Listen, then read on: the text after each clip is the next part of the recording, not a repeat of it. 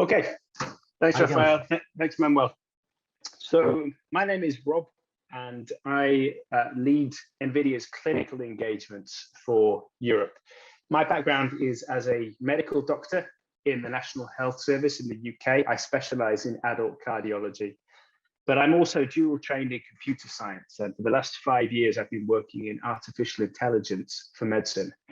So what I'm going to cover over the course of this talk is a little bit about the general problem that requires AI in medicine. And specifically, I'm going to talk about why I think cardiology is a very exciting specialty to be working in with respect to artificial intelligence. And then finally, I'm going to talk a little bit about how NVIDIA is engaging in cutting edge medical research, both in cardiology and in other specialties. So let me advance my slide here. I don't think I really need to go over this in too much detail, only to say that the reason someone like me as a medical doctor is working at a company like NVIDIA is that NVIDIA has changed profoundly over the last 20 or 30 years. NVIDIA started out life making graphics chips, but over time, graphics chips have been, they were used for scientific computing applications in the early noughties, things like computational fluid dynamics and molecular dynamics. And then since about 2010, they've been used for artificial intelligence. And the ethos and the culture within NVIDIA has always been to learn about how people are using our platform and to embrace and support those use cases. And that is how NVIDIA went from making chips for video games to being the world's leading AI platform. And healthcare is a big target industry for artificial intelligence, or maybe it's fair to say artificial intelligence is set to revolutionize the way we do healthcare. And so part of NVIDIA's ethos is to understand what's happening in this world and to invest our own resources in supporting the evolution of this very exciting field. So we have a large and growing healthcare team. And as I'll explain over the following slides, we're engaged in a range of projects, and we produce a broad platform of medical software to accelerate progress in this space. Back to basics though, why do we need artificial intelligence and innovation more generally in healthcare? I'm not going to dwell too much on this slide because we all know this story. Before the pandemic, we were already in trouble. We had an aging population. We had more and more data and interventions available to us as clinicians. Drug development was slowing down, and diagnostic rates as a consequence of human error were rising because medicine has become more and more complicated. And we already needed change. Now, after the pandemic, we're facing a huge backlog of waiting lists, of surgeries. We need an entirely new model for how to do healthcare. And everything is pointing towards this model, relying heavily on advanced computer analytics techniques, digital innovation, and particularly artificial intelligence. So how is artificial intelligence specifically going to change healthcare? I like to think of applications of artificial intelligence in two baskets. And the language that's used on this slide is a little bit brutal, but this is the language that Atul Gawande uses in his book called The Checklist Manifesto. And if you haven't read that already, you should. Atul Gawande is a surgeon in the United States. He writes some fantastic books. The Checklist Manifesto is one of them.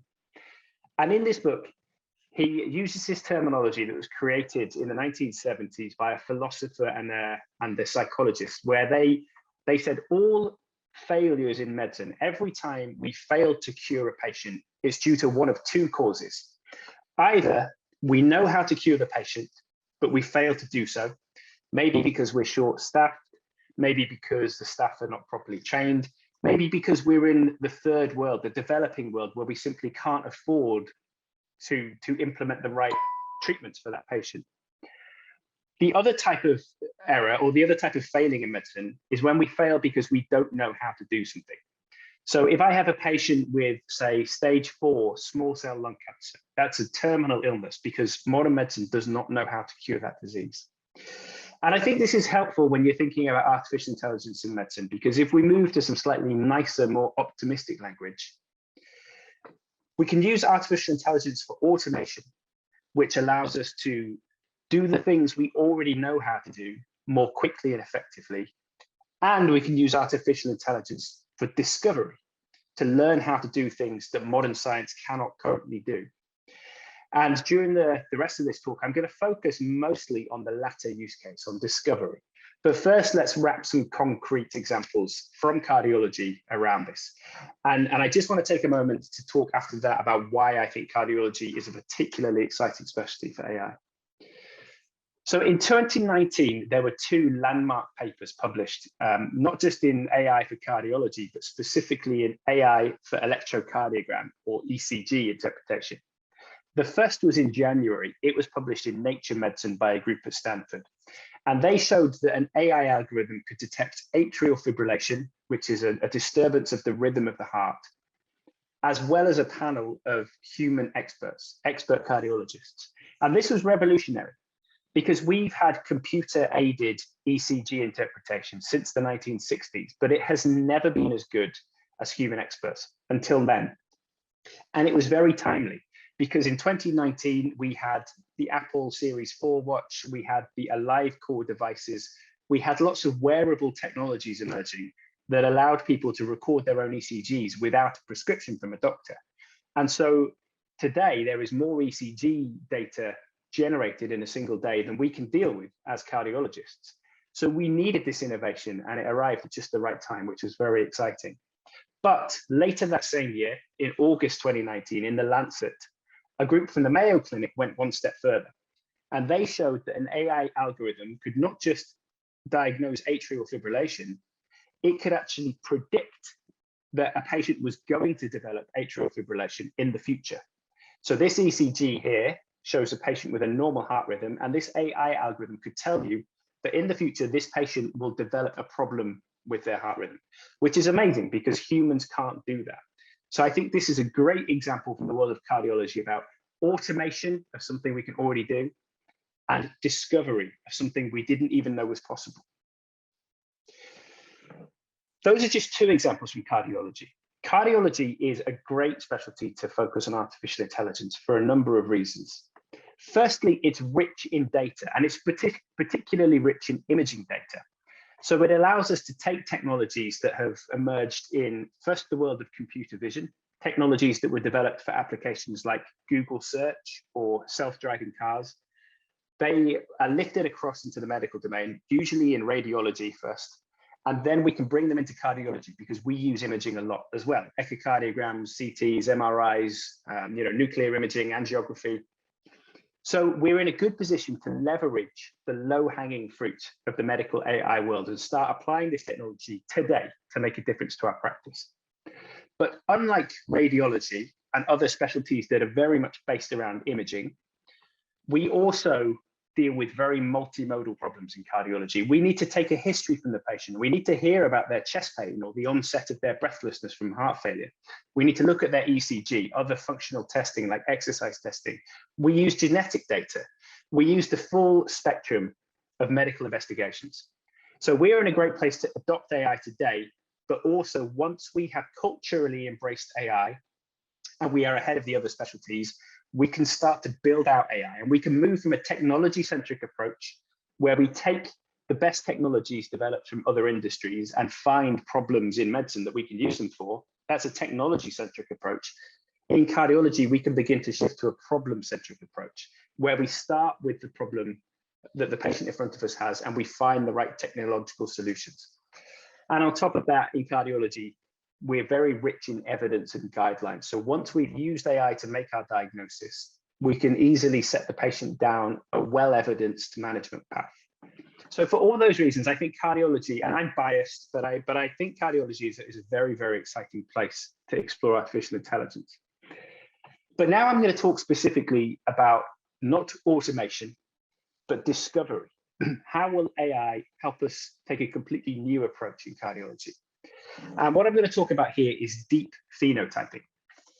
Now, for anyone who's not familiar with this term, deep phenotyping is when a patient presents to clinic with the signs and symptoms of a disease. The patient comes and says, "Oh, doc, I've got chest pain," or "It feels like I can't breathe every time I lie flat." Getting from that point all the way down to the point where we understand the molecular mechanism that causes their disease. That's deep phenotyping. Historically, deep phenotyping relied very, very heavily on clinicians being very astute, being good at spotting patterns in the patients they saw. And there's a, excuse me, one great example that's very relevant to I think, a Spanish audience is the example of the Brugada brothers, who defined the Brugada Syndrome.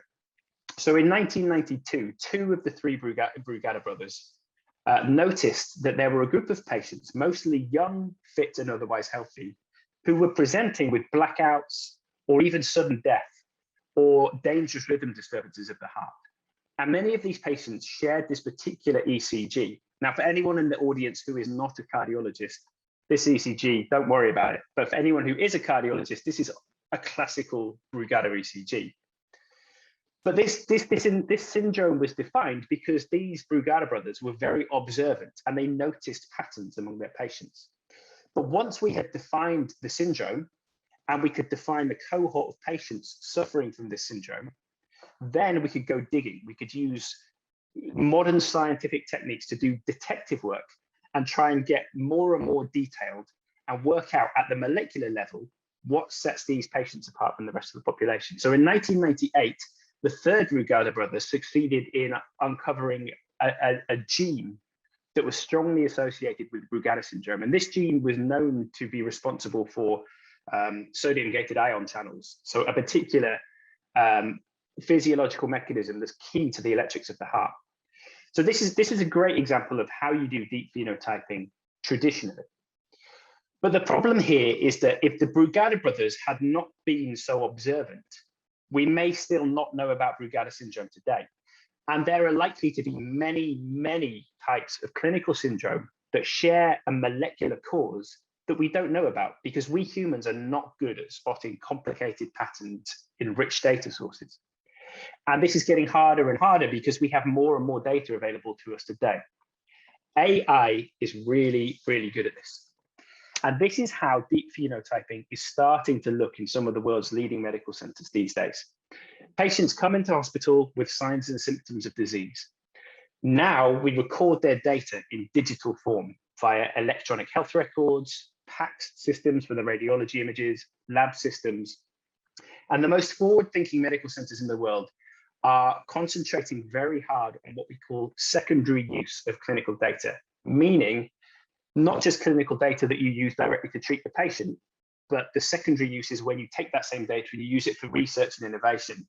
And people are beginning to realize that this is very, very important, almost as important as primary use of data. So we're seeing people start to embrace these platforms that can pull the data out of the different clinical systems, put them into a research environment. And then if you set up the right infrastructure, and this is of course where NVIDIA comes in and we're very good at doing this, if you set up the right infrastructure to run powerful analytical algorithms like artificial intelligence systems, you can start to have AI identify clinical patterns within your patient population. And AI can start to define syndromes that you'd never noticed before. And once you've defined a syndrome, then you can use more and more granular investigations to drill down to the molecular level and see if there is a common molecular mechanism. So you start by doing imaging, then you go to microscopy, you take tissue samples. Once you've identified an abnormal tissue at the level of microscopy, you can do single cell analytics. So you can look at the genes and the transcriptome in that diseased tissue. And then at the end of the day, what you hope to end up with is a gene or a protein that you've identified.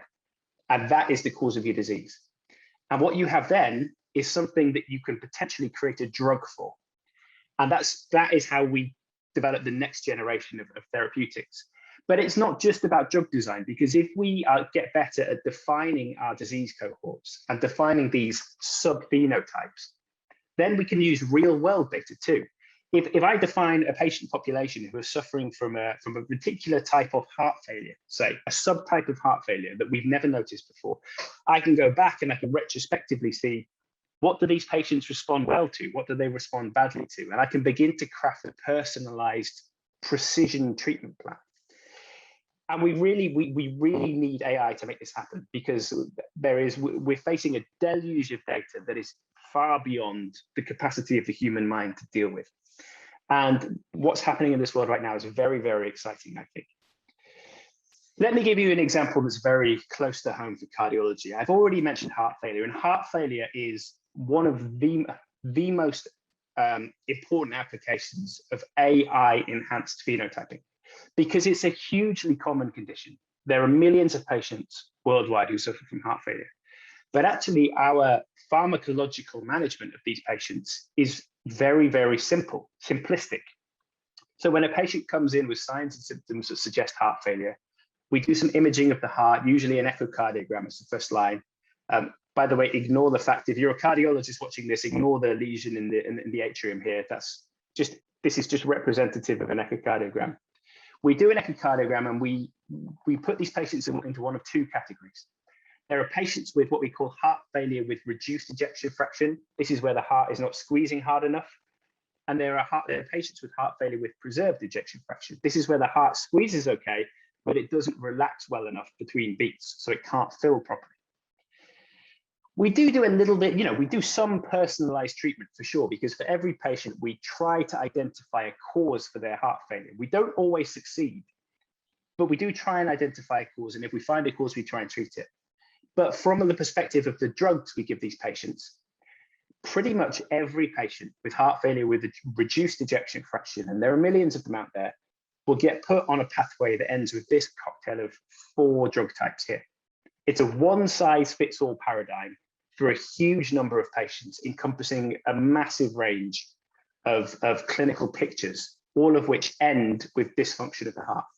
And if you have heart failure with preserved ejection fraction, there are certain drugs we can try and make you feel a bit better, but ultimately, there's no drug that is proven to have a mortality benefit in this, which is also a massive group of patients.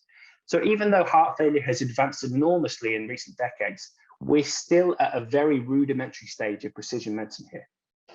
How will that change? How will that look tomorrow, or rather in 5 years from now? Here's what I believe. We'll still follow the same treatment pathway. We'll diagnose heart failure from the signs and symptoms and some functional imaging like an echocardiogram. But then what I believe we will do, we will take all the various forms of data we've obtained from this patient, symptomatology, bedside tests, ECGs, imaging, genomics, labs, everything. And we'll put it into an AI algorithm that can spot patterns within this complex multimodal data that we couldn't possibly hope to see. And these AI algorithms will group patients into one of many, many subphenotypes, all of which behave differently, many of which have very distinctive molecular causes in all likelihood, and each of which over time will be associated with a precision management plan that is right for that particular subgroup of patients. So we will move away from this one-size-fits-all pattern, and we will begin to really practice the medicine of the 21st century that we haven't quite realized yet. What needs to happen for this to become the case? The big blocker right now, or one of the big blockers, is clinical buy-in. It's clinicians who control the data and who interact with the patient at the point of care, getting excited about this and seeing the possibilities.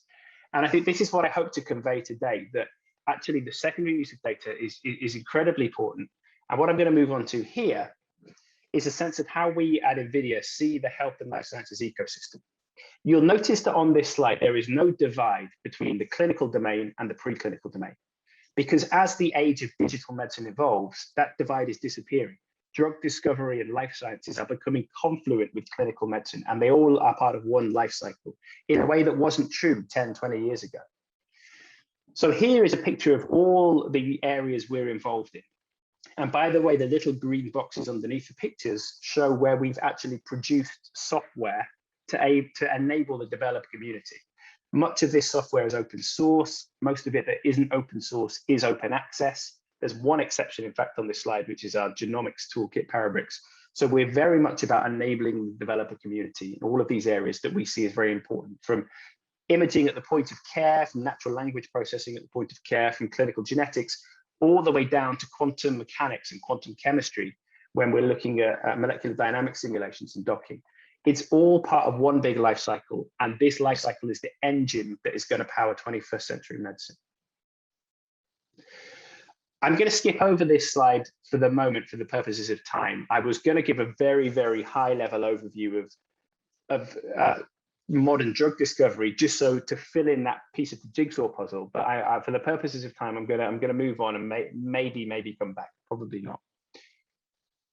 What I do want to talk about, though, is how we, NVIDIA, are engaging with the industry, with the health and life sciences industry.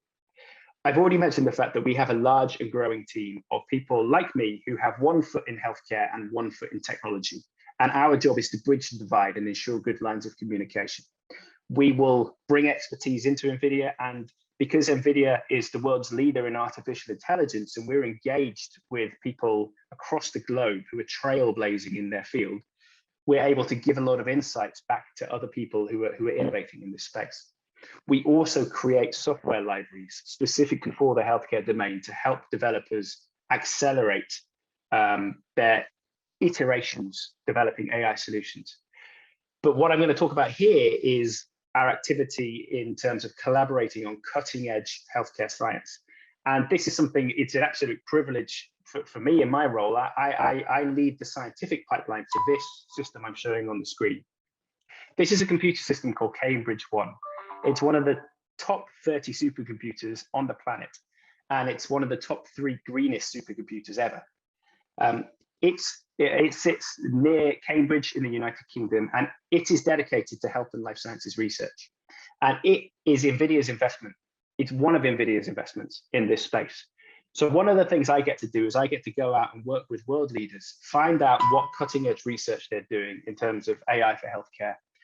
And when we believe people are doing really important research, but they need help scaling their research and running it at supercomputer scale, we can bring our expertise to the table and we can help them run their experiments on this supercomputer, which is fantastic. And it's a model we're seeing adopted more and more commonly worldwide. We've got a similar system in the United States. There's one in Sweden. There are several cropping up around Europe. And it's essential because the advancement of AI techniques and the deluge of data that's coming in is outstripping the ability of conventional computing to keep up with it. Moore's law has ended.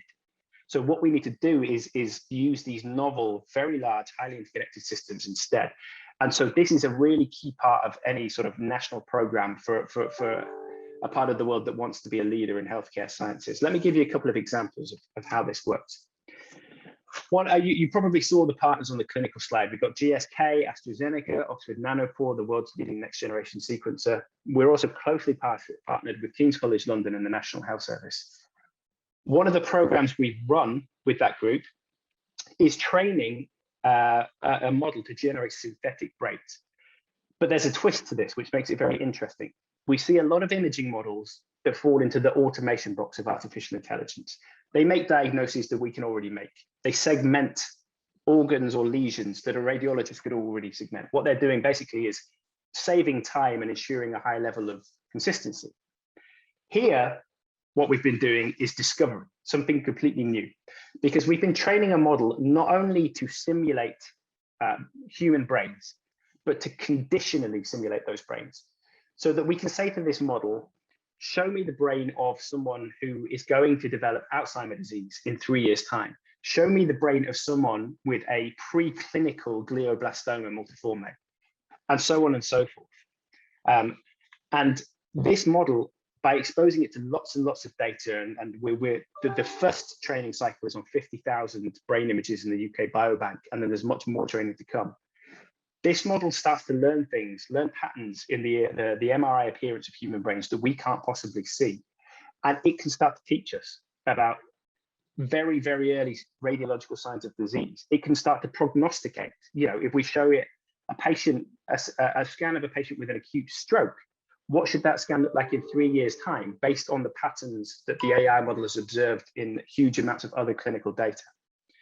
So this is very, very exciting. It's right at the cutting edge of what AI can do in medical imaging.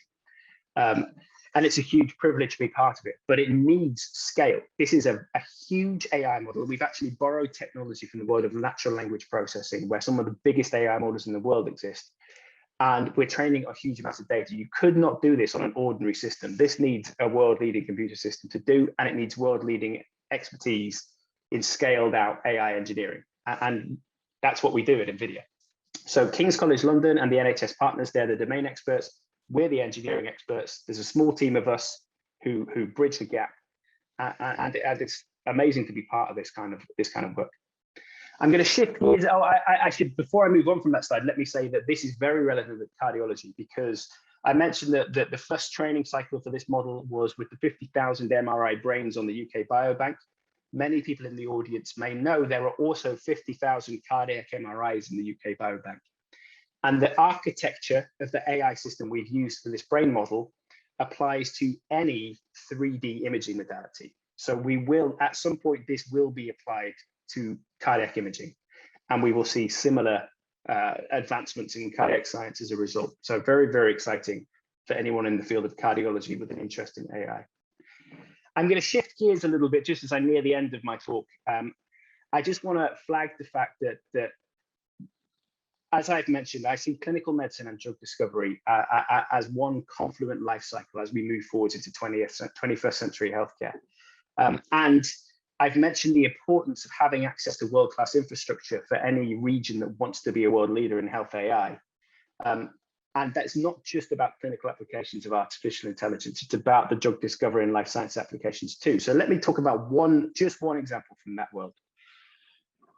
Drug design, when you're trying to design a new drug, I've talked about deep phenotyping in the process of identifying a gene or a protein that causes a particular disease. Once you know the gene or the protein, the next task is to design a molecule that can bind to the protein. Usually the molecule is designed to inhibit a particular protein.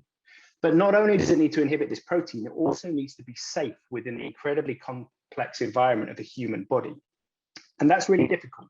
There are more possible drug molecules that you could create than there are atoms in the universe. It's a huge search space. And again, medicinal chemists, human medicinal chemists are amazing at what they do. But the human brain is just not built to solve problems of this magnitude. AI algorithms can go much further down that route than we can. One of the techniques that's being used at the moment at the cutting edge of drug discovery is taking AI models that were designed to process natural language, like the language I'm using now, and make sense of that language. And these are the largest models in the world. I mean, these are mind-bogglingly large and mind-bogglingly powerful. In fact, they're starting to get almost frightening in the amount of intelligent characteristics they display. It's amazing. It's a great time to be in this space. But what people in the drug discovery world have worked out is that you can treat molecules as sentences, where every atom and bond is a word in a sentence. And then you can apply natural language processing technology to this problem of drug discovery. So this is very much the cutting edge of drug discovery science. But what no one knows is how far down that rabbit hole can you go? How big can you make these models before you stop getting performance improvements? Or does it just go on forever? The bigger the model, the better it gets. We don't know, but it's really important that someone finds this out. And this is exactly what we're partnering with AstraZeneca to do at the moment. This is running on Cambridge One. So this is very, very exciting. And this is going to allow us to pursue applications like when we've defined a protein that plays a causative role in a new disease, we should be able to go to an AI system and say, design me a drug molecule that will interact with this protein and be safe for human ingestion. And that's what the future of drug discovery looks like. And that's how we break down this barrier where we no longer have access to novel antibiotics and treatments for things like XDR tuberculosis. So that I just wanted to touch upon that just to flag the importance of, if you're going to think about AI in the context of healthcare, it's important to be mindful of the big picture. And when you're building and designing your infrastructure, your systems, when you're training your trainees and your experts in this space, there's a bigger ecosystem here than just clinical medicine. And so just to round up, this has been a real whistle-stop tour at a very high level, but hopefully there's some food for thought there. Just to round up, this is NVIDIA in healthcare. The job of myself and my team is to engage across healthcare and life sciences to understand the key problems of today, where the cutting edge of technology are, and where tomorrow's challenges lie. We collaborate with world leaders in this space. We bring world-leading expertise and infrastructure to the table, and we partner with people who are the thought leaders in their space, and we push the cutting edge of science. And as we do that, we gain insights and we build tools that we push back into the community. We've already heard about the Deep Learning Institute from NVIDIA today. That's one way we give back. We also create software, much of it open source, like MONIDE, the Medical Open Network for Artificial Intelligence. And then the expertise when we engage with customers who have great innovative ideas in artificial intelligence. We love to hear about them.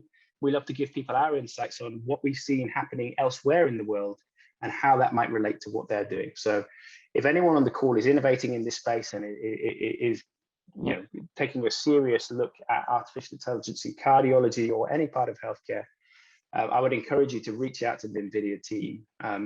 We're always happy to engage. And that's the end of my talk. So I'll stop sharing my screen there. Now, Raphael, I'll let you come back in.